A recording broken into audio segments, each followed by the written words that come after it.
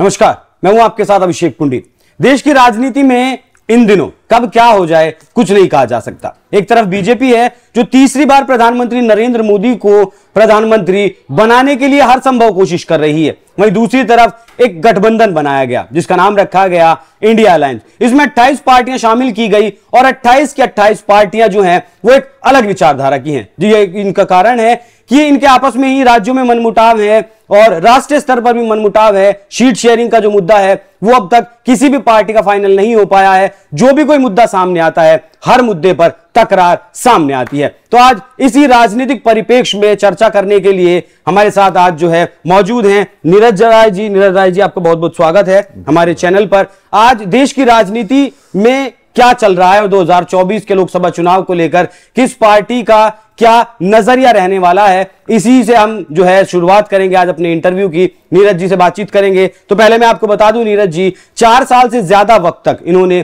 TMC को दिया है और उसके बाद अब करीब 1 साल से ज्यादा का वक्त हो गया इन्होंने टीएमसी को छोड़ दिया है। तो सर, मेरा पहला सवाल आपसे यही होगा कि 4 साल से ज्यादा का वक्त आपने टीएमसी को दिया, उसके बाद आपने टीएमसी को अकदमन क्यों छोड़ दिया?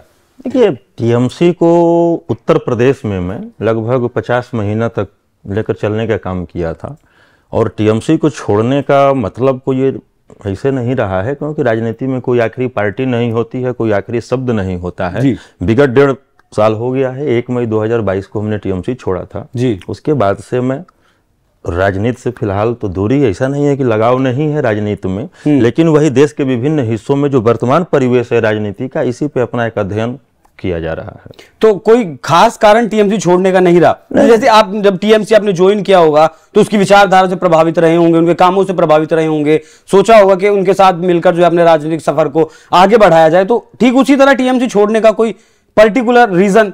देखिए, एक्चुअली है क्या है कि मेरा शुरुआत ही 2001 से छात्र राजनीति से हुआ था, उसके बाद किसान राजनीति हुई। लेकिन हमारे देश की अजब विडंबना है कि जब तक आप किसी राजनीतिक पार्टी में नहीं आते हैं तब तक आपको पूर्ण रूप से एक प्रमाण पत्र नहीं मिलता है।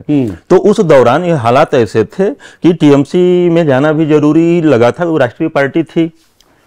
खास तौर से अगर देखा जाए तो ममता दीदी की जो कार्य करने की शैली है वो बहुत ही अच्छी लगी थी, इसलिए हमने पार्टी पकड़ा था। और पार्टी से हटने का कोई खास वजह नहीं रहा है।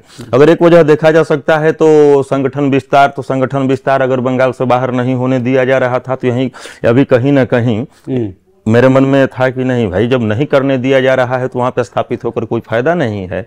और न ही कोई राजनीतिक लालसा और लालच थी। लालसा और लालच होती तो कोई ना कोई पार्टी अब तक हम पकड़ चुके होते 1 साल पहले से ही। मतलब जो है टीएमसी की तरफ से, ममता दीदी की तरफ से यूपी में प्रसार जो जड़े जमाई जा सके टीएमसी की, ऐसा कोई जो है आपको जो प्रोत्साहन नहीं दिया गया। तो जिस तरीके से आप जो है टीएमसी से जुड़े रहे हैं, तो मैं एक आपसे एक सवाल करना चाहूंगा कि जिस तरीके से टीएमसी का आजकल चर्चाओं में है, टीएमसी तमाम घोटालों में टीएमसी के नाम सामने है। ममता दीदी के जो है तमाम मंत्री, उनके खुद के भतीजे अभिषेक बनर्जी घोटालों में जो है उनका जो है नाम आ चुका है, आरोप लगे हैं। और जब ईडी इन घोटालों की जांच करती है और इनकी छापेमारी करने के लिए जब वो बंगाल पहुंचती है तो उन ईडी के अधिकारियों को दौड़ा दौड़ा कर पीटा जाता है, सर फोड़ दिए जाते हैं, गाड़ियां तोड़ दी जाती हैं। इस बात का भी ध्यान नहीं रखा जाता कि उनके साथ केंद्रीय सुरक्षा बल मौजूद हैं। तो ये तमाम आरोप लग रहे हैं टीएमसी के ऊपर। कोई गुंडा राज बता रहा है, कोई तानाशाह बता रहा है और कोई कह रहा है कि वहां जो है लोकतंत्र खत्म हो चुका है बंगाल में। देखिए, यह सिर्फ एक राजनीति का हिस्सा है। जो आपने कहा है कि घोटाला, अगर देखा जाए तो देश के अंदर बहुत ही बेहतरीन प्रदेश बंगाल है, क्योंकि वहां की जो सरकार चल रही है, ममता जी के अलावा ऐसी ऐसी योजनाओं को वहां पर लाने का काम किया गया है जिन योजनाओं का नकल इस समय केंद्र की सरकार करके चली है।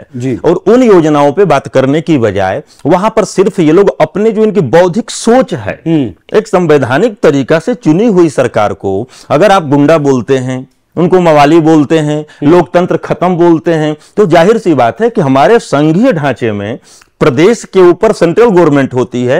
अगर वहां पर लोकतंत्र खतरे में है, बंगाल की जनता के विरोध में अगर काम हो रहा है, तो जनता हित में आप वहां की सरकार को बर्खास्त कर सकते हैं। लेकिन आप देख रहे होंगे कि पिछले 2 चुनावों से, तो 16 का चुनाव हो या वहां पे 21 का चुनाव हो या 19 का चुनाव हो, सिर्फ ये जो है झूठ फैलाओ, भ्रम फैलाओ, भ्रमित करो वाली जो सरकार है, ये सरकार आरोप पे आरोप लगाती रही है। आपने कहा ईडी, आखिरकार हमको ये बताया जाए कि ईडी सीबीआई या जो हमारी स्वतंत्र संस्थाएं हैं, यह सिर्फ चुनाव के दौरान ही इनको क्यों बेइज्जत और जलील किया जाता है, खासतौर से उन जगहों पर भेजकर जहां पर कि भाजपा की सरकार नहीं है।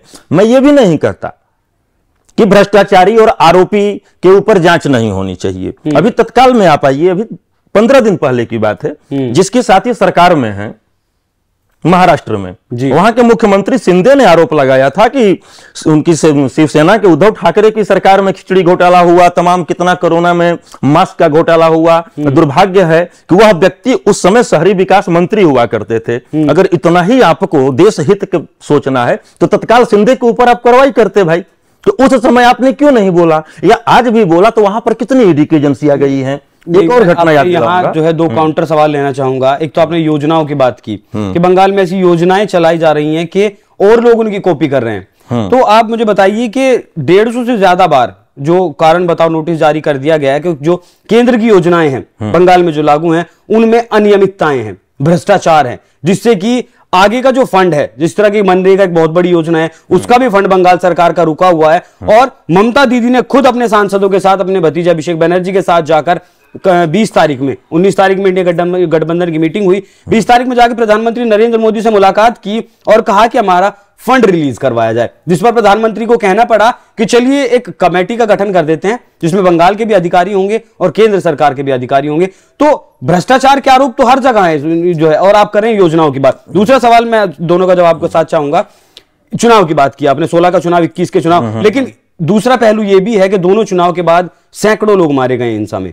हाँ। एक चुनाव में 70 लोग मारे गए, एक चुनाव में 17 लोग मारे गए। बिल्कुल, मैं आपकी दोनों ही बातों का जवाब दे रहा हूं। जब तक मैं टीएमसी में था जी, उस समय भी ममता जी कई बार यहां पर प्रधानमंत्री जी से मिली थी। लगभग 70,000 करोड़ से ज्यादा का जीएसटी केंद्र सरकार के ऊपर बाकी था जी, वो नहीं देती रही।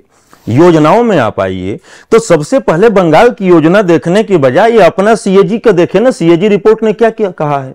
इनका रोड में से लेके इनका आयुष्मान योजना है, सब में भ्रष्टाचार पे भ्रष्टाचार है। पहले अपने को करके तब दूसरे को आईना दिखाया जाता है। हम दूसरे को गलत कह के अपने को सही साबित नहीं कर सकते हैं। आपने कहा चुनाव की बात जी, बेशक चुनाव हुआ 21 के चुनाव में, मैं उस समय था टीएमसी में मैं था। 21 चुनाव आपने देखा कि नरसंहार हुआ। वो नरसंहार कब हुआ? हमारे संविधान में अधिकार है या दिया गया है कि आचार संहिता लगने से लेकर आपके शपथ ग्रहण तक पूरी व्यवस्था सिस्टम किसका होता है? चुनाव आयोग और राज्यपाल का। लेकिन आप बताइए कि चुनाव आयोग और राज्यपाल के कार्यकाल में यह सब चीजें हो रही है और दोष किस पे जा रहा है? मुख्यमंत्री पे। यह सिर्फ एक छलावा है और यह जान रही है भाजपा की सरकार कि देश को हम बरगला रहे हैं। तो ममता बनर्जी जो है इंडिया गठबंधन की थोड़ा प्रमुख दलों में से हैं, इसलिए अगर वहां पे हम टारगेट करेंगे पूरी एजेंसी को लगाएंगे और इधर से उधर अपनी बातों को घुमा के चलेंगे और कुछ नहीं। बंगाल पे मैं एक आखिरी सवाल लूंगा, फिर आपसे मैं इंडिया गठबंधन की बात करूंगा।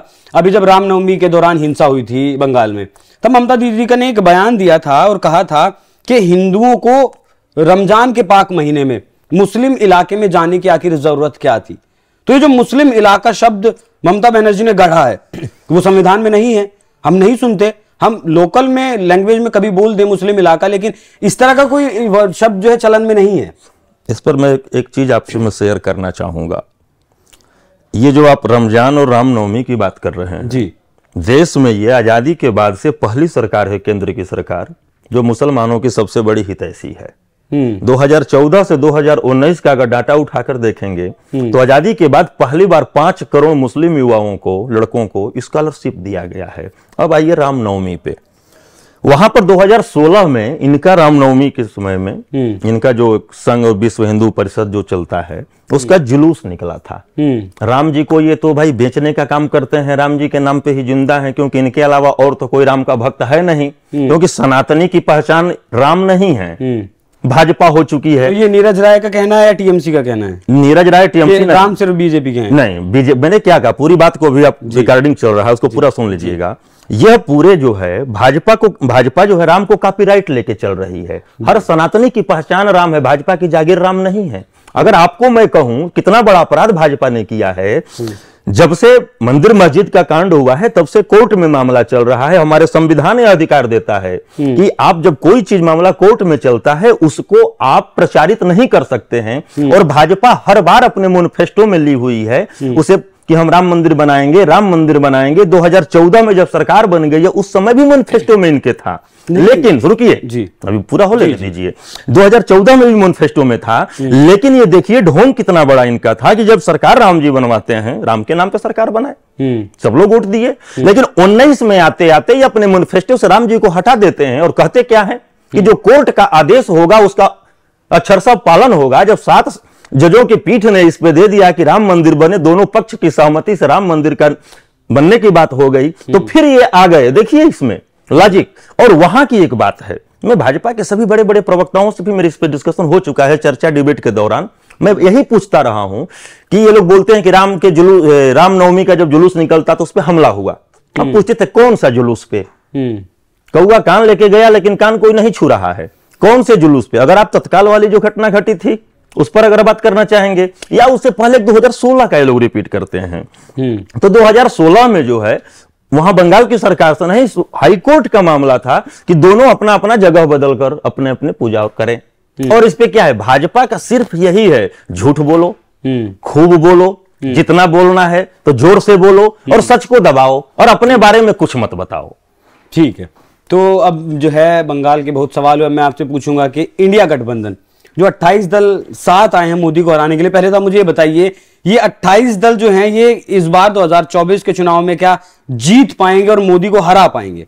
अब देखिए, यह भारत हमारा संवैधानिक देश है, व्यक्तिवादी देश नहीं है जी, व्यक्तिवादी नहीं। और देश में एक मजबूत सरकार के साथ साथ मजबूत विपक्ष का होना बहुत जरूरी होता है जी। और आप 28 दल हैं, उनके साथ 41 दल हैं।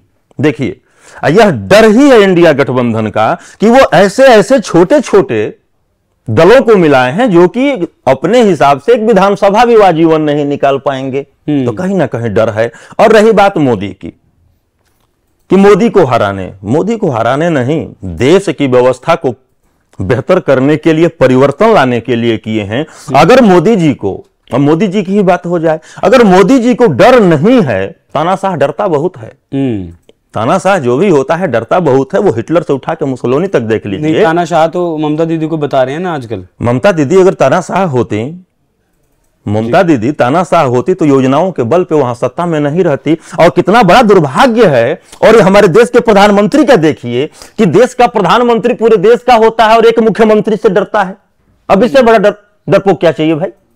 या जब जब होता है तो कभी ये आपके दिल्ली के मुख्यमंत्री के बारे में कहेंगे कि हमारा नाम लिया जा रहा है, कभी बंगाल के मुख्यमंत्री को। वही मैं कह रहा था कि आम आदमी पार्टी वाले कहते हैं कि वो मोदी जो सिर्फ केजरीवाल से डरते हैं। हाँ। आप कह रहे हैं कि मोदी जी जो है ममता दीदी। मैंने ये नहीं कहा कि ममता जी से डरते हैं, मैंने ये कहा कि देश का ऐसा प्रधानमंत्री आजादी के बाद से जी पहली बार देखा गया प्रधानमंत्री जो कि एक पंचायत चुनाव से लेके प्रधानमंत्री तक के लिए, सांसद के लिए कि मोदी है तो मुमकिन है। और डरता किससे है?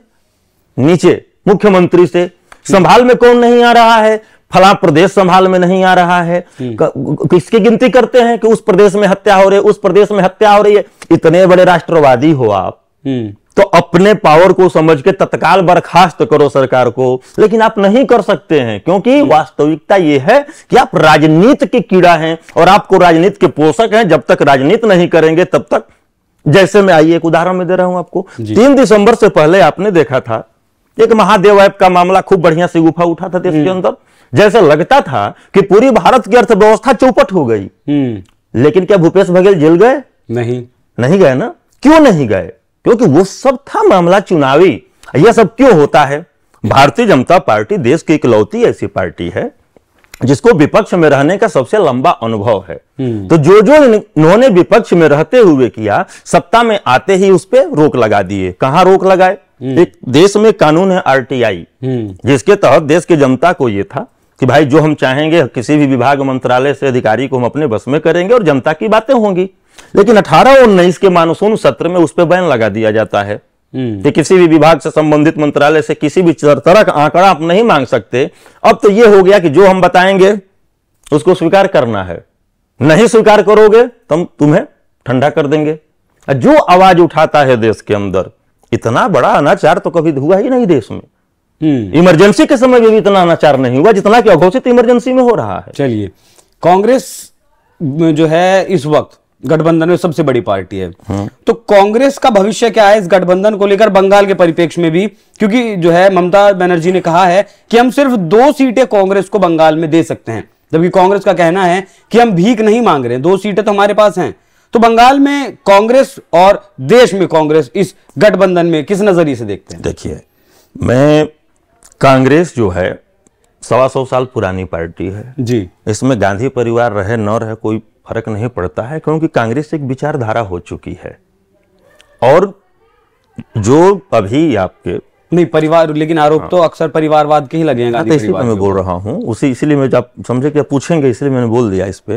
वो कि अगर गांधी परिवार के हमारे देश में प्रधानमंत्री नहीं हुए हैं, 2 ही प्रधानमंत्री, 3 प्रधानमंत्री, जो 36 साल का ही करीब 35-36 साल का इनका पूरा है, नेहरू जी, इंदिरा जी और राजीव गांधी। नहीं, वो 3 पीढ़ियां तो प्रधानमंत्री रही, अब राहुल गांधी भी लाइन में है। अब सुनिए, राहुल गांधी कहां लाइन में है? राहुल गांधी लाइन में होते तो मैं जिस दिन खड़गे जी बनाए गए थे अध्यक्ष, उसी दिन मैं बोल दिया था कई चैनलों पे कि खड़गे जी को प्रमोट किया जाएगा प्रधानमंत्री के लिए, और जो हमारे देश के खुद स्वघोषित यशस्वी प्रधानमंत्री जो हैं, प्रमोट भी तो ममता दीदी ने ही किया है भाई, गठबंधन के ही दलों ने किया ना।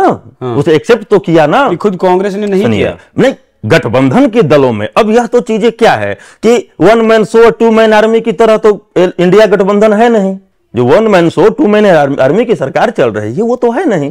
अब मैं इस ममता दीदी ने जो ये प्रस्ताव दिया कि खड़गे जी को जो है प्रधानमंत्री का पद का जो है वो उम्मीदवार घोषित कर दिया, लेकिन कांग्रेस जो है इसके साथ नहीं आई। भाई, वो खड़गे जी ने खुद कहा कि चुनाव होने दीजिए, चुनाव जीतने दीजिए, जो सबसे बड़ा दल होगा उसके बाद इस बारे में चर्चा करेंगे। फिर वही चीजें होती है, एक को इतना खोदो कि बाल का खाल निकाल दो, और एक पे इतना ले जाके थोप दो कि उसको और मोटा कर दो। ये तो कहानी हो गई ना। अब कांग्रेस नहीं की, कोई न कोई अगर कांग्रेस करती तो 28 दल जो उसमें है साथ में, सभी अपने अपने प्रदेश के छत्रप हैं, सभी वहां पे अपने सत्ता शासन देख चुके हैं, समझ रहे? तो क्या नहीं लगता कि यही गठबंधन का विवाद का सबसे बड़ा? कुछ विवाद नहीं है, कुछ विवाद नहीं है। अब सुनिए, भाजपा जितना अपने अंदर के विवाद को छुपाने में लगी है, उतना ही दूसरे के घरों में झांकने में माहिर भी है। एक सोशल साइट पे टैग होता है, टैग कर दिया जाता है। टैग क्या होता है? दूसरे की चारदीवारी पे अपनी तौली फैला दो।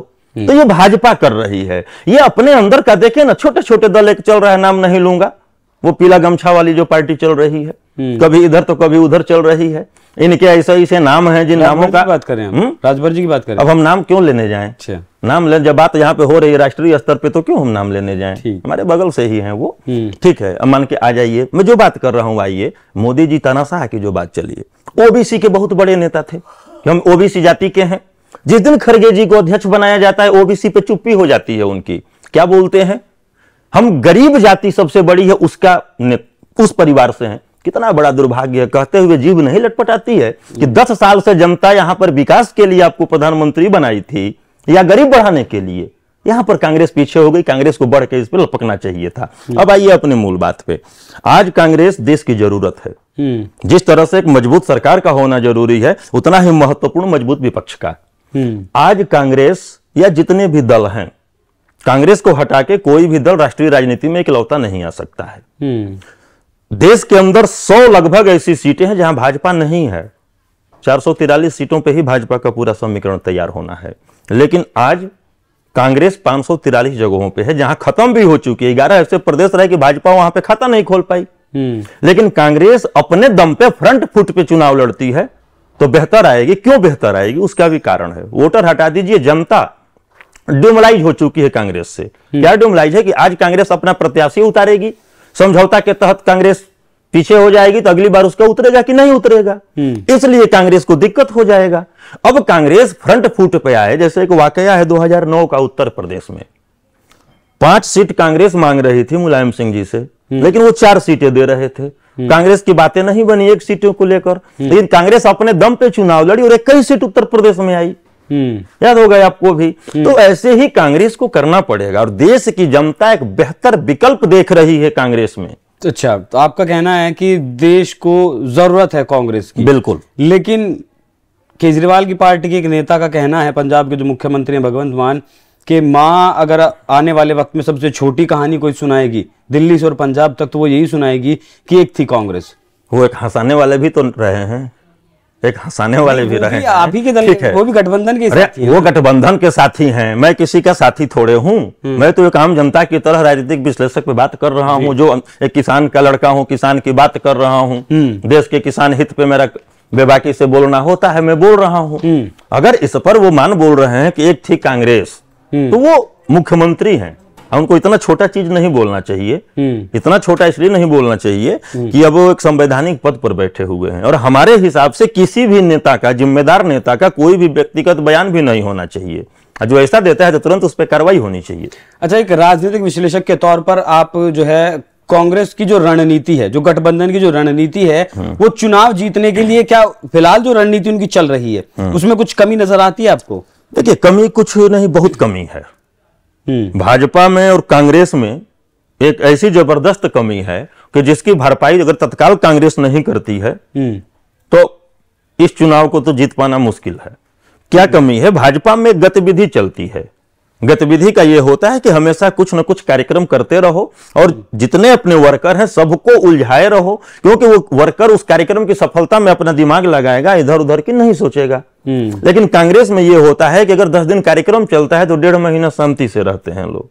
अब इसमें इनके जो कार्यकर्ता, जो मेन जो ग्रास रूट के कार्यकर्ता ही होते हैं। नेता तो जितने हैं ड्राइंग रूम वाले हैं, आज के समय में देख लीजिए, कोई मास लीडर नहीं है। तो मास लीडर जब नहीं है तब तो समस्या आनी ही आनी है। तो यही अंतर चलता है इसमें। और रही वर्तमान की रणनीति, रही भाजपा डरी है। भाजपा क्यों डरी है? आइए, सबसे भाजपा आज के डेट में अगर सबसे ज्यादा अगर जिस मुद्दे को लेकर डरी वो किसान है। ठीक है, यह भाजपा किसान की आय दोगुना करना चाहती थी, आज तक ये नहीं बता पाई कि किसान की वर्तमान आय कितनी है। इन्हीं का रिपोर्ट है, समता कुमार रिपोर्ट है, 2014-15 में तैयार हुआ था, 15-16 में, कि हमारे देश में 14.5 करोड़ किसान परिवार हैं। फिर उसको छटनी करने लगे। इनके सभी नेता बोलते क्या है कि हम 6,000 दे रहे हैं। 6,000 क्या दे रहे हैं आप? अब इस पर किसान समझिए ना कि नासमझ नहीं है। 6,000 आप दे रहे हैं, अगर 1 एकड़ की जुताई बुआई मटर और गेहूं को हो जाए तो उसमें 6,000 रुपया लग जा रहा है केवल जुताई में, 1 एकड़ की जुताई में। क्योंकि हमारे यहाँ 285 प्रकार के भू परिक्षेत्रों में देश को बांटा गया है, उतने तरह की जलवायु है, 6,000 प्रकार की फसलों का उत्पादन होता है। तो आप सिगुफा नहीं मार सकते हैं। करना है तो एक बार उतर के जाइए। सरकार फंसी कहां है? रोजगार में फंसी है। हम कह रहे हैं कि 2 करोड़ रोजगार छोड़ दीजिए भाई, चुनावी दावे रहे हों। जो संकल्प पत्र मैनिफेस्टो आता है, संकल्प पत्र होता है, उसको लेकर प्रतिज्ञा किया जाता है कि 100% इसको हम पूरा करेंगे। लेकिन रोजगार पे आप टाई टाई फिश हैं। इंफ्रा पे आप आइए, हवाबाजी मार रहे हैं। नया इंफ्रा कितना आपने तैयार किया है? जो विजन जिस मंत्रालय का दिख रहा था वो था नितिन गडकरी जी का, और उस पर भी आपने सीएजी लगाकर उसमें भी घोटाला आपने दिखा दिया। इनके से बेहतर जो करने जाएगा, एस मैन नो मैन वाला है, जो बेहतर करेगा उसके ऊपर। देश के इंफ्रा पे, देश की जीडीपी पे, रोजगार पर जो है बीजेपी सरकार का ध्यान नहीं है। नहीं है। अगर ऐसा नहीं है तो फिर चीन हमारा सबसे बड़ा दुश्मन है।